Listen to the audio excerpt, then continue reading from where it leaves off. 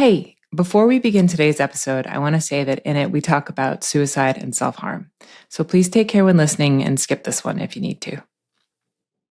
In the late 1990s, 228 girls entered a study at the University of California in Berkeley. 140 of them had ADHD. The other 88 didn't. They were the control group. It was called the Berkeley Girls with ADHD Longitudinal Study. Kind of a mouthful. So for short, it's known as the Berkeley Girls, or the BGALs study. In the study, researchers closely studied each of these girls at 6-week summer camps across the 90s. At the camps, the girls did all normal camp things. They went outside, played sports, made art, put on plays. But the counselors were taking close notes on each kid, not knowing whether she had ADHD or not. And every camper was given a neuropsychological assessment. Researchers followed up with the girls into adolescence and adulthood. They're now all in their 30s. And through it all, the team of scientists behind the study was developing one of the most groundbreaking and influential collections of research ever performed on women and girls with ADHD. And behind it all is a psychologist named Dr. Stephen Hinshaw. In the 90s, ADHD was still commonly thought of as a boys' disorder. Girls barely even made the conversation. But the BGAL study was a milestone. It helped establish ADHD in women and girls as a serious issue that needed to be addressed. As a woman with ADHD, the BGAL's findings have had a huge impact on the way people see ADHD in women and girls and the things that we know and understand about ourselves. I'm a pretty big fan of Stephen Hinshaw, as you may be able to tell. And when we started the podcast, I was extremely psyched to have him on as one of our first guests. I wanted to know more about how he got into the work that he does and ask him about how he feels about the way ADHD is perceived today. What's changed, what hasn't, and how far we still have to go. This is Hyperfocus, and I'm Rae Jacobson. Here's my interview with Dr. Stephen Hinshaw. So back in the day, in the 90s, I was doing a lot of clinical trials and summer camps where you can study natural behavior pretty cheaply using as participants boys with ADHD, because that's who got diagnosed back then. And I got curious because I knew clinically that girls can and do develop ADHD, and when they grow up, they're women who still have ADHD, and wrote a pretty major grant to the National Institute of Mental Health back in the mid-90s. It took 2 tries, and the second try, they said, wow, why don't you go ahead and run these summer camps for grade school age girls with ADHD? We can't give you long-term follow-up until you're productive and publish, and we see what the lay of the land is. And so now what we affectionately call the BGALs study, the Berkeley Girls with ADHD Longitudinal Study, we've just completed a 25-year follow-up. And we have reams of data on similarities and differences for girls versus boys with ADHD. And girls with ADHD share a lot of features with boys, but are particularly likely over time to develop what we call pretty severe internalizing, depression and anxiety symptoms, the rates of attempted suicide, the rates of non-suicidal self-injury, NSSI, have been shocking in our data. And it's really important to get the message out that ADHD can and does exist in girls. It takes sometimes real digging to find out. And when it exists, the problems can be subtle sometimes, they can be blatant other times, but longer term, into adolescence and adulthood, girls are likely to traverse a particular course or trajectory that can be quite devastating unless a lot of work is done. When Dr. Hinshaw says devastating, he means it. But to understand why the research showed such severe outcomes, you have to understand a little bit more about ADHD. There are 3 types. First is the type you're probably most familiar with, ADHD-H, the hyperactive impulsive type. People who have this move around a lot, might fidget, have a hard time sitting still, and they're impulsive, meaning they act before they think, which can have pretty serious consequences. Then there's the inattentive type, like me. We have problems paying attention, staying organized, keeping ourselves on track. And then there's what's known as combined type, which, you guessed it, is both, the whole menu. Hyperactivity, impulsivity, and inattention. And it's important to understand these types, in no small part because one of the most interesting findings in the BGAL study was that girls with the combined type of ADHD had the highest rate of negative outcomes. Negative outcomes. It's kind of a bland scientific phrase. Because when you pull it back, what you find is that by the end of their teen years, the girls in the study who had the combined type of ADHD were over 2.5 times more likely to have self-harmed or attempted suicide. Why was this? What was going on, and why was this one type of ADHD so much more impactful than the others? I wanted to know, and Steve had some good answers. Girls, on average, with the diagnosis are more likely in boys to have this exclusively inattentive, don't organize yourself too well, consistently inconsistent, time management's a problem, maybe being more hyperverbal than hyperactive. And so in the BGAL study, we had girls with ADHD who ranged the spectrum, if you will, of both of these underlying dimensions. The girls with the more purely inattentive forms of ADHD, not as noticeable, suffering in silence, nobody thinks they really have ADHD often until the teen years or much later. Academically, in terms of neuropsychological testing, in terms of family interactions, they frankly had just as many problems, although more subtle, than girls with what we call this combined hyperactive, impulsive, and inattentive. In the realm of cutting yourself, burning yourself, mutilating yourself, and frank suicide attempts or completed suicide, the overall tendency is that girls who have more serious impulsivity along with more serious inattention are more likely. However, in our latest data analyses, when we don't put the girls into types, we just look at the dimensions, inattention is a contributor to NSSI and suicidality as well. When I was reading about this, something that struck me, I have inattentive ADHD. I'm very unhyperactive. But I know that for a lot of us who have inattentive ADHD, and I know you've written about this, there's an enormous amount of shame, of sort of low self-esteem that we've struggled with. We often have poor self-concept. Like I spent a lot of time wondering if I was just stupid or sort of not as good as other people. And it can eat away at you. And then when I read about this sort of NSSI and suicide attempts, what made sense to me about the combined type thing is you have sort of all of the getting missing, not being diagnosed, the inattentive side, and all of the things that come with that, and all of the impulsivity and maybe not thinking before you act of the hyperactive impulsive side. It's a double whammy. Yeah. I'll often say, speaking to parents groups or teacher groups, if you're a boy or a girl, but let's focus on girls for now with ADHD, and you've got a lot of that impulsivity, as well as the inattention and disorganization, you're the one likely, as the birthday cake comes into the room and the kids are singing and the candles are flaming, to blow out the candles before you remembered that it was your friend's birthday party, not yours. And I've seen that happen in real life. And so the peers think, what's the matter with you? You don't even respect your friend. You don't remember whose birthday it is. This impulsive tendency to act without fully realizing or thinking ahead of the consequences leads to a lot of problems with peers who don't think you care about them. The inattention also leads to not picking up facial cues, nonverbal signals very well. And let's face it, you're a girl. You're supposed to do well in school. You're supposed to be pretty compliant.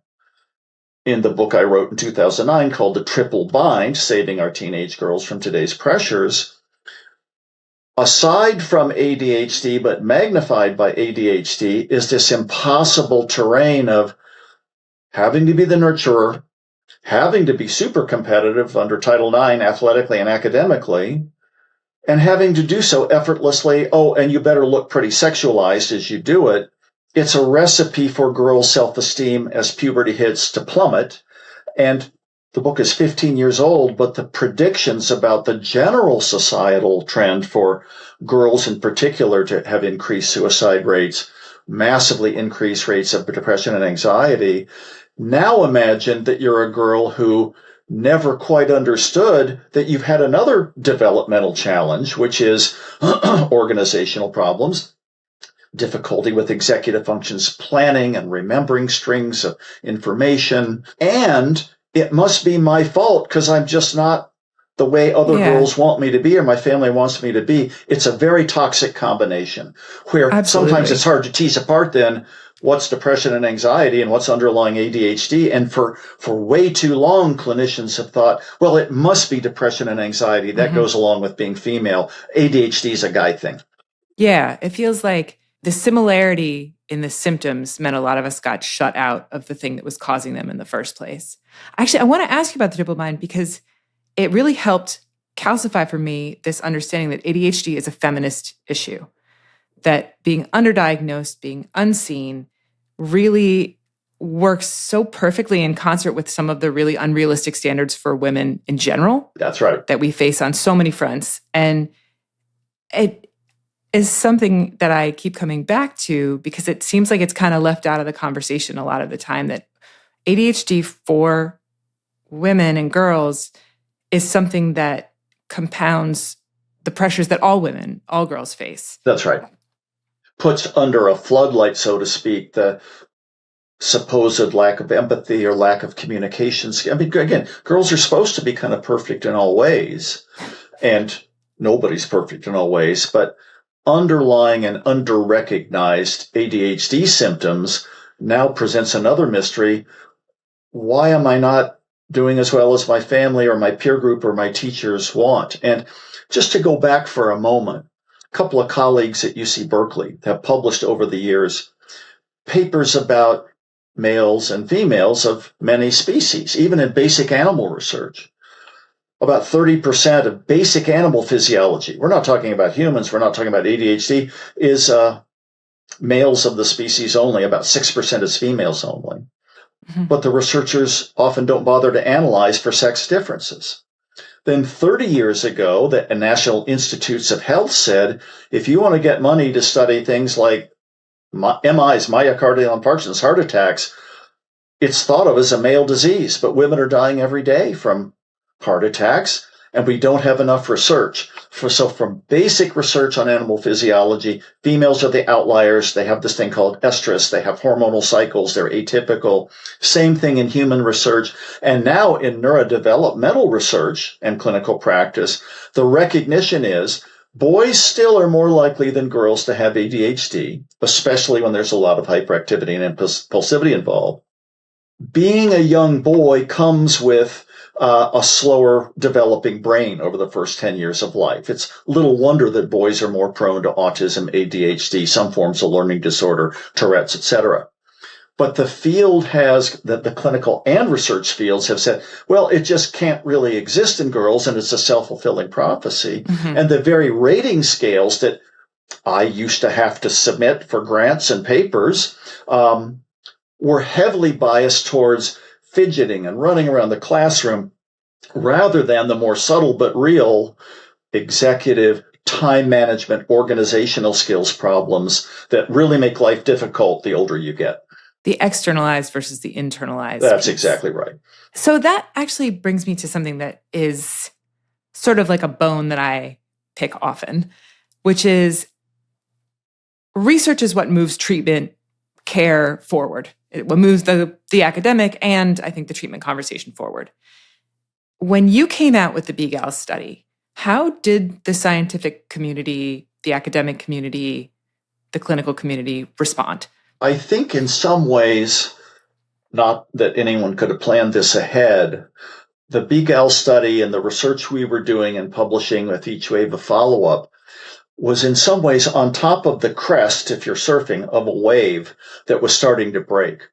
And other much smaller studies or theoretical reviews said, maybe we have been neglecting ADHD in girls and women. And because, of course, it wasn't only that it was a boy thing.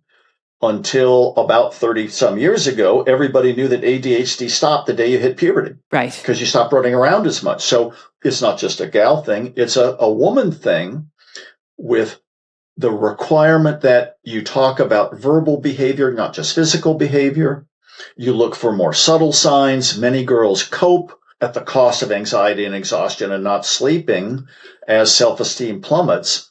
And it takes a really good history because you're supposed to, in the DSM, have these impairing symptoms before you're 12, which is true for most boys, especially with the combined form of the condition.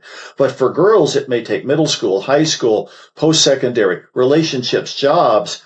And finally, the stress is too much, the organizational demands are too much, or the work is too rote, and the dam bursts, and you go back in time to document. This didn't appear magically when you're 25 or 35 or 55. Mm-hmm. This has been building for a long time, and finally, with greater recognition on the part of researchers and clinicians, it can be a kind of mystery solved, and adult treatments for ADHD, we don't have a cure for autism or ADHD or learning problems, but we sure can promote recovery with often a combination of medications and behavioral and cognitive behavioral and organizational strategies.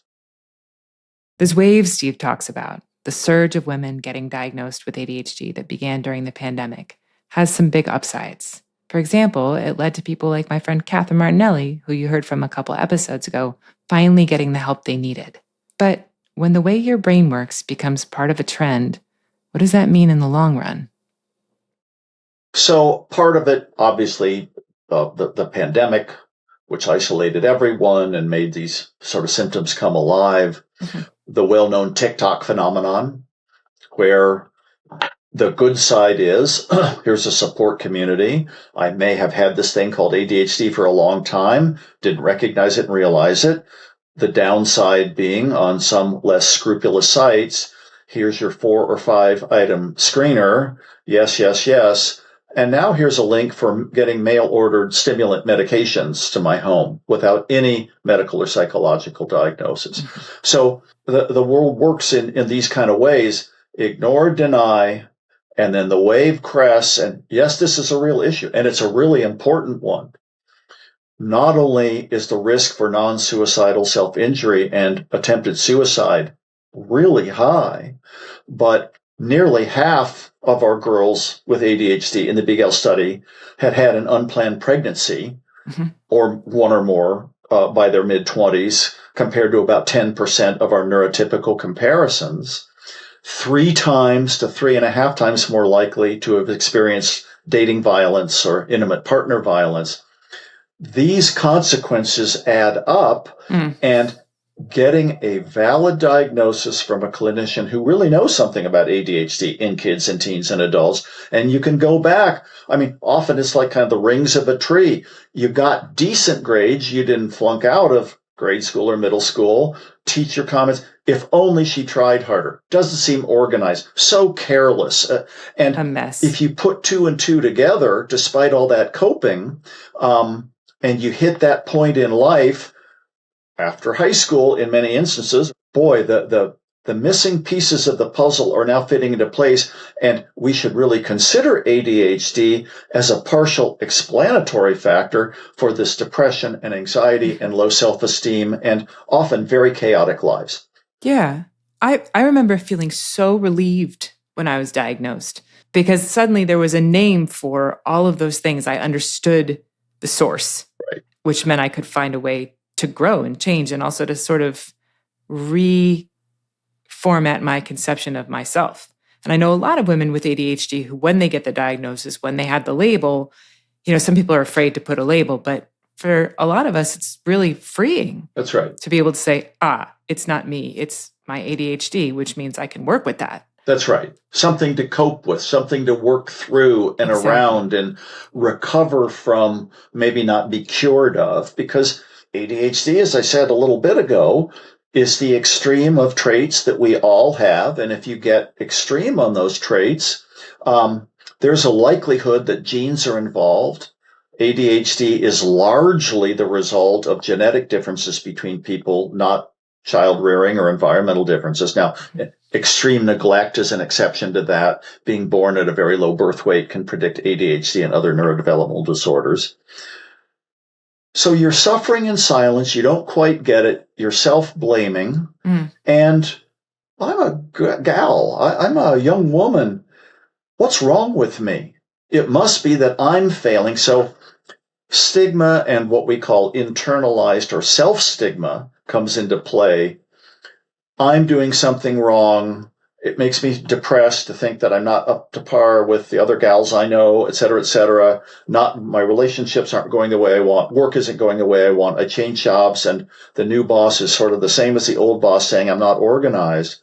The stigmatization and discrimination just add fuel to the fire of lowering self-esteem and feeling more helpless. Yeah, and without information or treatment, that can really be enough to take you down. Because the thing is, there's been a lot of progress, but the stigma around ADHD is still very much there and very much heavier if you're a woman. And what it looks like is that we're less likely to get the help and support that we need, even now. That we're still standing up for ourselves and saying, hey, I need help. My brain works differently. And people are saying, couldn't you just try harder? It's the kind of thing that isn't simple and doesn't have a quick or easy solve. But I figured if anyone had insight in what we should do next or what's coming down the line, it would be Steve. And so this may be too big a question to ask, but I feel like if there is anybody to ask, you're the guy. How do we fix this? These problems feel intractable. Yep. I feel like as long as I've been aware of ADHD, I've also been aware of this constellation of stigmatizing issues that come with it. Overprescription is a problem. The medication's what you need. The stigma that you feel internally and the feedback that you get externally that kind of confirms these things. How do we change this? So I'm very concerned in sort of my other parts of my professional life with overcoming stigma and discrimination more generally. I grew up in the Midwest, kind of an idyllic household. Mom and dad taught at Ohio State. My dad would be vanished into thin air for months, or at one point a year at a time. The doctor had told him and my mother never to talk about what they thought was schizophrenia. It was bipolar disorder. And I really diagnosed him correctly when I left college and went on to a career in psychology. I've spent a lot of my adult life trying to educate people about how serious severe mental illness is, even though it gets trivialized and stigmatized and ridiculed in the media. And for ADHD, which isn't typically as serious, you don't have psychotic symptoms with ADHD the way you can with severe mania or depression. And because of its subtlety and because of that consistent inconsistency, the world thinks you're just not friggin' trying hard enough. So how do we solve this? Knowledge is good. It's knowledge in context. It's knowledge and contact. The more people you know with major depression, with bipolar disorder, with PTSD, with learning disorders, with attention deficit disorders, with autism spectrum disorders, you realize they're human like everybody. And they've got their strengths and weaknesses. And for all of these conditions, with treatment, they can be hidden strengths. I'm not of the opinion that every person with a mental or neurodevelopmental disorder is a hidden genius waiting to be discovered. People straddle intelligence levels and creativity, whether or not you have these conditions.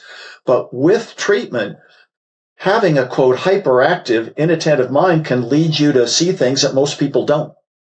Having a learning disability, actually, we know from research now, increases your empathy and increases a lot of spatial abilities, maybe because of other regions of the brains are compensating.